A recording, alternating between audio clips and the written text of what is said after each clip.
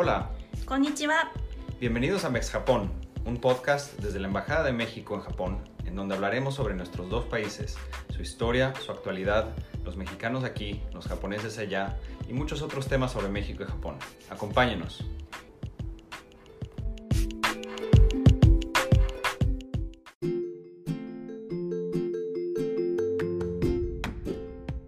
Bienvenidos a un nuevo episodio de MexJapón, el podcast desde la Embajada de México en Japón. Yo soy Emanuel Trinidad, agregado cultural. Les doy las gracias por escucharnos. Hoy tenemos con nosotros a un gran artista mexicano, un hombre que ha residido en Japón ya por largo tiempo, promoviendo con su arte el conocimiento y la práctica de la música mexicana de concierto.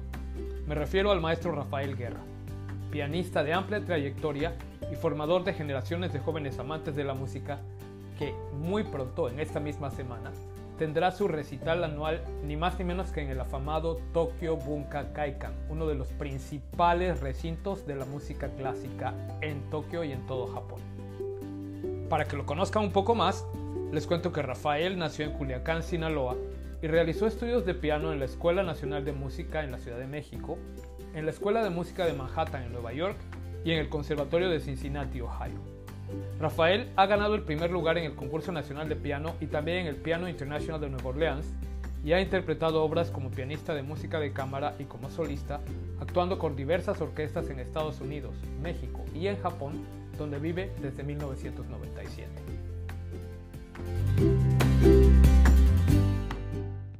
Bienvenido, Rafael, al podcast MexJapón. Muchas gracias por platicar con nosotros. No, al contrario, muchas gracias por invitarme a participar en tu excelente serie de podcast. Generalmente iniciamos nuestras charlas con esta pregunta obligada que le hacemos a nuestros invitados. ¿Por qué Japón? Platícanos un poco cómo se inicia tu interés por este país y cómo llegaste a vivir acá. Esta plática podría ser larguísima porque como todos los mexicanos de mi edad, de mi generación, mayores de 50, cuando vivíamos en México, veíamos programas como La Señorita Cometa, veíamos mucho anime o caricaturas japonesas. Desde entonces me llamó la atención este país, ¿no? O sea, ya lo había puesto en el mapa, es un país muy interesante.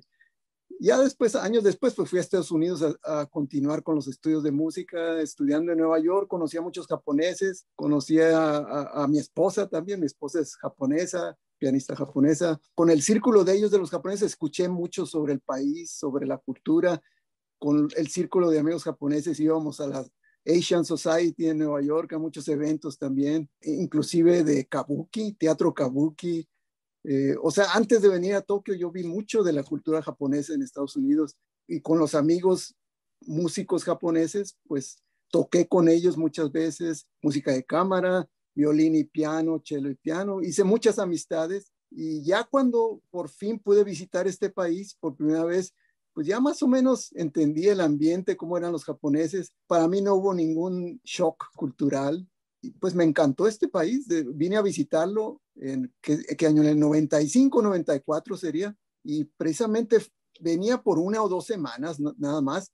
Y de repente que cierran las fronteras en Estados Unidos. Yo estaba estudiando todavía en Estados Unidos. Tenía que regresar a Estados Unidos. Y no pude porque hubo el conflicto con el presidente Clinton y el Congreso cerró. Entonces me tuve que quedar aquí en este país, en Japón, pues no sé, 2 meses me quedé aquí. Entonces ya vi todo bien, lentamente.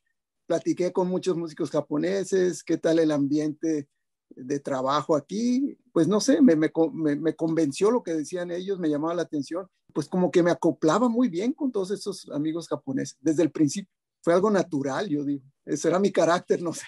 Pero entonces también el amor te trajo un poco para acá, ¿no? Porque tu esposa es japonesa. Sí, pero nunca platicamos, vivíamos en Estados Unidos, nunca platicamos de, ¿por qué eres japonés? Como eres japonesa, vámonos a Japón, o yo soy mexicano, vámonos a México. No estamos contemplando nada de eso. De hecho, ya estábamos terminando el doctorado y estábamos viendo si trabajamos ahí en Estados Unidos. Ok, y entonces, para seguir un poco el hilo de no saltarnos tanto, mejor cuéntanos cómo te iniciaste en la música, cuándo te iniciaste en el piano. Bueno, yo nací, lo notan, ¿no? Por mi acento. Yo soy del norte, del estado de Sinaloa, nací en Culiacán, Sinaloa, y pues en mi familia todos tocan algún instrumento, aunque no se dediquen a la música, son o licenciados o gentes que tienen su negocio, o de todo. Tengo como 50 primos, es una familia grandísima, y todos tocan guitarra, piano, y en las reuniones familiares pues siempre tocaban. Entonces desde niño yo escuché música, y uno de mis primos estudiaba piano, y fui a escuchar las lecciones de él, las clases de él, y me gustó mucho el piano. No sé, tendría unos 5 años, 5 o 6 años, y de ahí comencé, ¿no? Y luego de ahí seguiste estudiando y fuiste a Estados Unidos a estudiar, ¿no? Después, bueno, por muchos años, diría desde la primaria a lo que es a finales de la preparatoria, iba mucho a la Ciudad de México en los veranos, iba a la Ciudad de México a estudiar con varios maestros, ¿no? De la escuela, de la Academia Bach, clases particulares, ¿no? Y así también poco a poco establecí contactos con músicos de la Ciudad de México, y llegué a conocer a la mamá del que sería mi maestro en la Universidad Nacional, en la UNAM, Jorge Federico Osorio. Conocí a su mamá antes, desde que yo tenía como 12 años, en algún evento cultural en la Academia Bach, que creo que ya ni existe esa academia. Invitaron a un maestrazo, un pianistazo italiano, un estudiante de Busoni, el maestro Guido Agosti. Lo invitaron a la Ciudad de México, y yo asistía a los conciertos de él, sus clases magistrales, que les dicen, ¿no? Clases abiertas. Y ahí conocí a la mamá del maestro Osorio, y ella me dijo, tienes que venir a la Ciudad de México. Siempre lo recordé. Pues ya pasando los años, pedí pues admisión a la Universidad Nacional, y de pura suerte, de pura casualidad, el maestro Jorge Federico Osorio estaba ya de regreso de Moscú y estaba dando clases en la UNAM, ¿no? Y estaba buscando alumnos, pero él los iba a seleccionar, y creo que como de 200 escogió a 3, y uno de ellos fui yo. Desde allí vi que él es muy serio, es una persona muy seria, entonces me dediqué 100%, desde entonces me he estado dedicando a esto pues con seriedad, ¿no? No, no sabemos que te dedicas con mucha seriedad y mucho profesionalismo, pero precisamente quisiera preguntarte, retomando lo que nos contabas al principio, de que viniste a Japón y te diste cuenta de cómo eran las oportunidades acá y todo. ¿Cómo son las oportunidades que existen en Japón para los músicos mexicanos? ¿O cómo has tenido que adaptarte tú para lograr éxito en este país? Bueno, habría que distinguir entre la música popular y música clásica, ¿no? En el género popular, pues yo he conocido a muchos músicos latinos en Tokio. Hay muchísimos percusionistas cubanos, hay muchísimos excelentes brasileños, peruanos, en la música popular. Y les va bien porque hay muchas oportunidades de trabajo, pero en la cuestión clásica es muy limitado. Si tienes suerte de conocer a alguien que te conecte con alguna universidad para dar clases, o te presente a maestros que te van a presentar alumnos, porque aquí todo lleva su tiempo, no es de inmediato. Fácilmente uno se tarda unos 5 años en poder conectarse con un círculo de maestros, y ellos te recomiendan a sus alumnos o a algunos otros alumnos, y así empieza uno a crear como pues un grupo de estudiantes, ¿no? Que es necesario, ¿no? A menos que consigas un trabajo directamente en una universidad, que es dificilísimo aquí. Es dificilísimo, no es cuestión de niveles, es cuestión también cultural. Casi todos los maestros que dan clases en conservatorios aquí, pues el 99% son japoneses. Es un mercado muy del Japón, muy nacional. Tienen muy pocos extranjeros dando clases. Creo que ya ha cambiado.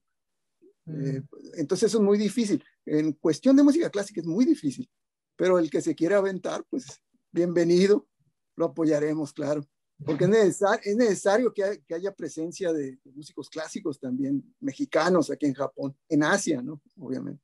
Claro, claro, y eso era un poco lo que te quería preguntar también, porque parte de tu repertorio presenta obviamente música de concierto de compositores mexicanos. ¿Cómo es la reacción del público japonés ante la música mexicana clásica, ante la música mexicana de concierto? Pues no es realmente muy conocida entre el público aquí en Japón. Sí, la música de concierto mexicana y la de toda Latinoamérica, de hecho, Argentina. Bueno, la música de Argentina y de Brasil son más conocidas, pero la de México, para muchos japoneses, pues les parece muy similar, ¿no? A todo lo de Latinoamérica, Cuba o Venezuela. Se confunden, esto es de México, pero también se escucha algo como, sí, sudamericano, influencia cubana y todo mezclado con armonías europeas. Esa es la impresión general, ¿no? De no saben situar exactamente el repertorio. Si uno les comenta, pero fíjate, este ritmo es más bien auténtico de la música popular mexicana y este compositor está incorporando esos ritmos a esta pieza, pero si no conocen el folclore mexicano, pues no lo entienden, se imaginan nada más. Entonces todavía al japonés quizás le falta más escuchar el folclore latinoamericano, no de Sudamérica, ese lo conocen muy bien, pero de Centroamérica y de México no conocen mucho. Quizás conocen la música popular de los tríos, el trío Los Panchos, algo así, sí lo conocen eso, y el mariachi obviamente que lo conocen. Pero ya ves como en el estado de Veracruz hay otras influencias afrocubanas y eso no lo sitúan muy bien porque es excelente música obviamente, pero no saben exactamente, eso es de México. Les gusta el sonido de la música, los ritmos, aprecian las melodías, el sentimiento, pero no creo que lo sitúan como mexicano. Eso todavía no lo tienen claro.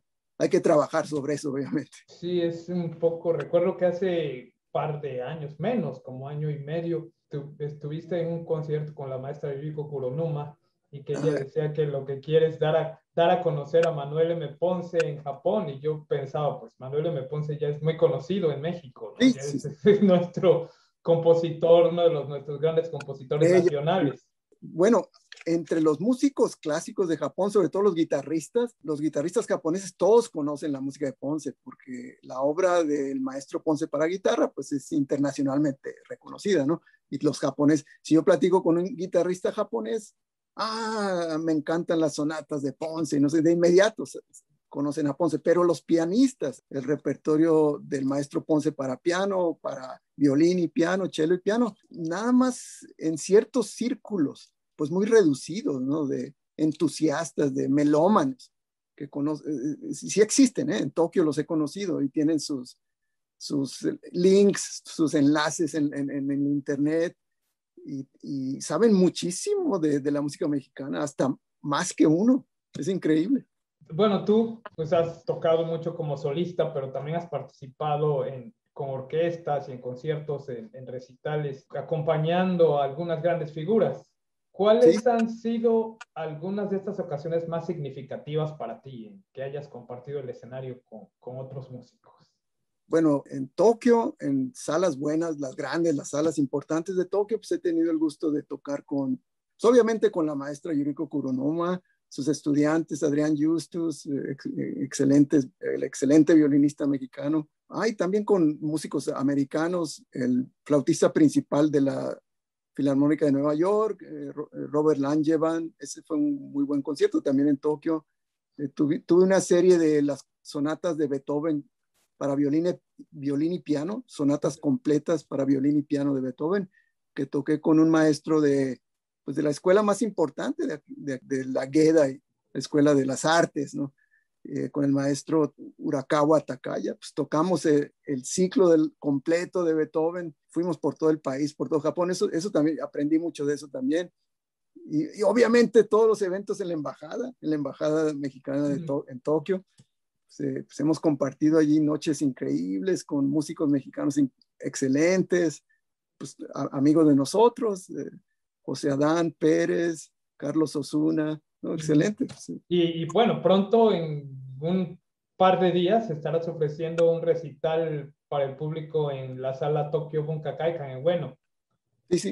Que es como el que ofreces anualmente, ¿no? Sí, llevo ya 20 años ofreciéndose, presentando. ¡Wow! Y platícanos un poco de los preparativos para ese evento. Bueno, pues obviamente es el de cuidarse, de no enfermarse, porque el músico es como los deportistas en ese sentido, ¿no? Pues hay que estar en las mejores condiciones. Obviamente preparar la música, practicar y tratar de tocar el programa unas 2, 3 veces en algún otro lugar para ver cómo va.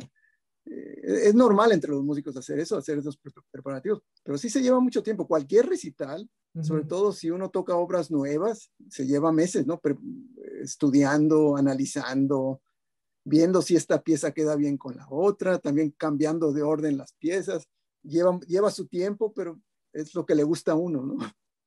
Pero además también a tu público, el año antepasado, yo recuerdo haber ido en 2018 y en 2019 a los recitales. Muchas gracias. Y bueno, tienes tu público seguidor ahí fiel Sí. que te rodea y que te sigue y que ese día eres la estrella, como un rockstar de la música. Sí. Sí, es gente, son japoneses que, pues, no sé, son amigos y la gran mayoría de ellos son pianistas, de hecho, pianistas japoneses, pues han seguido el tipo de programas que yo presento, como ya platicamos, pues siempre incluyo música de mexicanos, compositores mexicanos, no nada más Ponce, he tocado obviamente Ricardo Castro, Ernesto Elorduy, de la época romántica y más recientes también, con violín y piano, pues hemos tocado obras recientes del maestro Córdoba. Sí, pues vamos a seguir por ese estilo. Y bueno, finalmente quisiera preguntarte, ya que ya nos estamos acercando al final de nuestra charla, ¿qué le recomendarías tú a los músicos mexicanos que se interesen por estudiar o vivir en Japón? No conozco todo Japón, ¿no? Para hacer una recomendación. Tiene muchas regiones, hay muchas universidades, hay muchas escuelas de música. Lo que sí conozco yo en Tokio es que para estudiar música clásica, creo que es muy caro. Para un mexicano es más fácil ir a Estados Unidos o a Europa. Es inclusive más barato ir a esos países. O Estados Unidos es lo más fácil. O en México hay excelentes maestros también. Pero si quieren venir a estudiar a Japón, pues creo que hay muy pocas becas que ofrecen las universidades en Tokio. Sí las hay, pero tienen muchas condiciones, ¿no? Se tiene que dominar el idioma japonés antes de llegar aquí, pues, para tomar las clases en japonés. Luego por allí te hacen así como análisis de personalidad. Hay universidades que dicen, te vamos a dar la beca si nos caes bien, algo así. Que eso nunca lo he visto en ningún otro país, pero son muy pocas becas, ¿no? Entonces es difícil por ese sentido y es muy caro. Entonces yo recomiendo mejor primero estudiar en Estados Unidos. En Estados Unidos obviamente que pueden conocer a muchos músicos japoneses que están de gira y dan clases y dan cursos, se hacen amigos de ellos y pueden venir a Japón a tomar clases con ellos en privado o en algún festival de verano. Eso es más fácil. Creo que sí lo hacen muchos mexicanos. Y Rafael, Sí. pues muchas gracias. Te agradecemos mucho estos minutos de tu tiempo que nos has dedicado para platicar con nosotros y nuestra audiencia, porque sabemos que en estos días ya estás, pero a full en los preparativos para tu recital del día 10 de junio, en el que ahí estaremos, por supuesto, acompañándote. Gracias, sí. Y para concluir, quisiera hacerte unas cortas preguntas que planteamos a todos los invitados a este podcast. A ver. Va la primera. ¿Qué le recomendarías a los japoneses no perderse de México? A lo mejor se va a escuchar un poco trillado, pero después de que vayan a las playas y todo lo bonito que hay en México, todo, ya ves la naturaleza, pues de que se den una vuelta por el interior, ¿no? Del país. Hay muchos pueblos, ahora que sí, mágicos, y hay muchas ciudades coloniales que a veces que los japoneses no visitan, ¿no?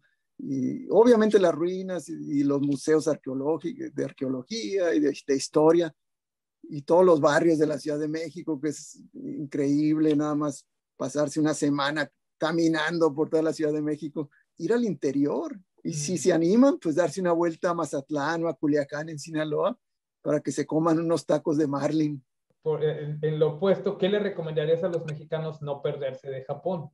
Igualmente, después de que hayan visitado los lugares de rigor, los sitios turísticos, exactamente igual que en la Ciudad de México, que caminen por Tokio, que vean todos los barrios de Tokio, el barrio antiguo, el Shitamachi, el centro de Tokio, donde todavía queda algo del ambiente de los 50, 40 por allí. Ay, que no se pierdan la comida tradicional kaiseki, esa que hay en Kioto, de 30 platitos con diferentes variedades de delicias. También la comida que comen los sacerdotes, ¿no? Shojin Ryori creo que se llama, que es comida, pues todo es orgánico, no hay nada animal. Es una experiencia increíble, sobre todo hay muchos templos que ofrecen eso. Y ya ves cómo tienen esas escaleras de miles de escalinatas para llegar hasta la montaña donde está el templo, y ahí te ofrecen ese tipo de comidas. Esas son experiencias increíbles, de las mejores que he tenido de aquí. Y finalmente, pues una que le hacemos a todos, ¿no? A todos nuestros invitados. ¿Tus quesadillas con queso o sin queso? Está muy difícil eso de contestar. No, para los del norte, obviamente es con queso, ¿no? En el norte.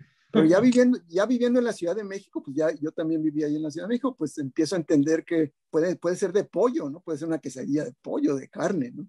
O de queso, ¿no? Ok. Oye, pues muchas gracias de verdad por haber estado con nosotros. Te agradecemos mucho esta plática y te deseamos la mejor de las suertes Al contrario, muchas gracias a en ustedes. este recital y siempre.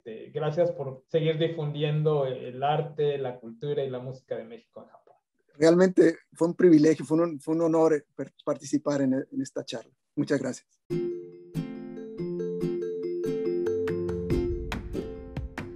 Con esto concluye este episodio del podcast Mex Japón. Le agradecemos a Rafael Guerra la gentileza de acompañarnos y a ustedes, nuestros escuchas, los invitamos a enviarnos sus comentarios, sugerencias o preguntas al correo info.jpn@sre.gov.mx. Sigan nuestro podcast en Spotify o escúchenlo a través de YouTube y compártanlo con todas las personas interesadas en la amistad entre México y Japón. Los esperamos en todos los episodios que producimos en español y en japonés. No dejen de escucharnos. ¡Sayonara!